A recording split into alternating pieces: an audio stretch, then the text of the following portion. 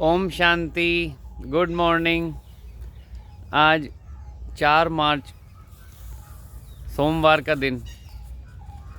तो आज दो तरह से दिन को सेलिब्रेट करेंगे।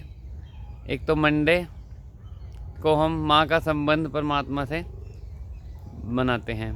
दूसरा सोमवार आज शिव का भी विशेष दिन है। तो दोनों का आपस में जोड़ते हैं कनेक्शन। आपने सुना होगा शिव को कहते हैं परम पिता परमात्मा। और किसी भी देवी देवता के आगे परमात्मा शब्द नहीं कहेंगे, सिर्फ शिव को कहेंगे परम पिता परम आत्मा। तो परम आत्मा में भी माँ शब्द आ रहा है, परमात्मा यानी हमारी आत्मा की जो माँ है परमात्मा। परम पिता भी है तो माता भी है। वैसे तो सब कुछ है, बंधु भी है तो सखा भी है, वो सब कुछ है। आपने आरती में भी बहुत बार कहा होगा लेकिन ध्यान नहीं दिया होगा कि परम पिता परमात्मा। एक मान लो एक छोटी सी स्टोरी है, उससे आपको थोड़ा और क्लियर होगा। मान लो एक छोटा सा बच्चा है और वो मेले में खो जाए और किसी और को मिल जाए। वो कहेंगे कि वो कहेगा मेरी माँ बाप खो गए हैं। तो वो उसको क्या करेंगे, आइसक्रीम दिलाएंगे, चॉकलेट दिलाएंगे, खिलौने दिलाएंगे। लो आप ये ले लो, आप खुश हो जाओ, कोई नहीं हम भी आपके माँ बाप जैसे हैं, आप चिंता नहीं करो, सब ठीक होगा। तो वो बच्चा खुश हो पाएगा?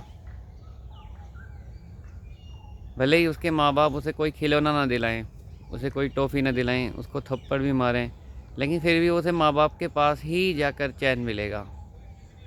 इसी तरीके से हम आत्मा भी परम पिता परमात्मा जो कि हमारे माता पिता हैं उनसे बिछड़ गए हैं। अब हमें कोई जितनी मर्जी गाड़ियाँ बंगले मिल जाएं, कुछ भी मिल जाए, हमें जितने भी सुख साधन मिल जाएं, लेकिन आत्मा को चैन नहीं मिलेगा। आत्मा को चैन मिलेगा उनसे मिलने के बाद। आत्मा और परमात्मा जब तक नहीं मिल जाते तब तक चैन नहीं मिलेगा। तब इसी के लिए इतनी भक्ति हो रही है, इतने जप हो रहे हैं, ऋषि मुनि तपस्या कर रहे हैं, आत्मा परमात्मा से मिले। तो कितना सहज परमात्मा ये ज्ञान सुना रहे हैं, कितना सहज हमारे से मिलने आए हैं। और ये जो टाइम है, ये टाइम ही उनसे मिलने का है। ज़्यादा टाइम हमें, और ऐसे भी नहीं हमें कि किसी स्थान पर जाने की भी ज़रूरत है। आप अंतर ध्यान से, दिव्य बुद्धि से भी आप उनसे मिल सकते हैं। बहुत सूक्ष्म चीज़ है। आत्मा भी बहुत सूक्ष्म है और परमात्मा भी बहुत सूक्ष्म है।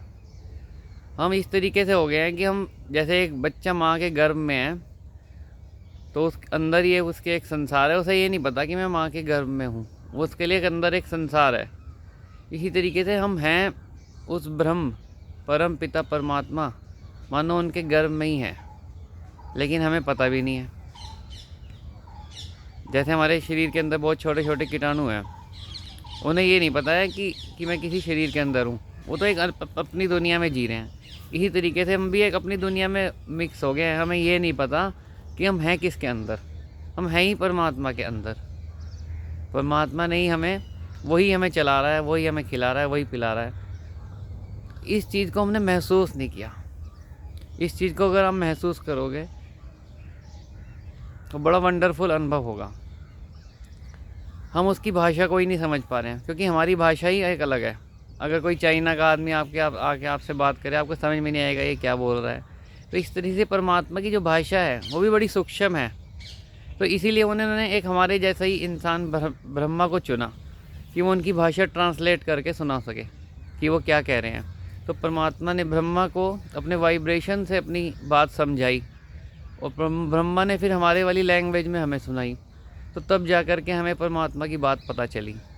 तो इसलिए हमें ब्रह्मा के थ्रू ही ये ज्ञान सुनना पड़ेगा, डायरेक्ट हम कैच नहीं कर सकते। तो ये एक विधि है परमात्मा की, एक पढ़ाई का सिस्टम है उनका कि ब्रह्मा के द्वारा ही आपको ये पढ़ाई पढ़नी पड़ेगी। तो ये पढ़ाई पढ़नी बहुत ज़रूरी है और ये महसूस करना बहुत ज़रूरी है कि वो परमपिता परमात्मा कैसे आ चुका है, कैसे हमसे मिल रहा है, दिखने में तो कुछ नहीं आएगा, लेकिन महसूस हर चीज़ होगी। तो बस आज यही है कि आप आज माँ की फीलिंग में रहें कि हम माँ के गर्भ में हैं, परमात्मा के गर्भ में हैं। इस फीलिंग में थोड़े दिन रहें, थोड़ी देर रहें दिन में, 10 मिनट 5 मिनट, तो बड़ा ही आपको सुकून मिलेगा। क्योंकि हमारे लिए इससे बड़ी और कोई चीज़ नहीं है कि हम उसे महसूस कर लें। ओम शांति।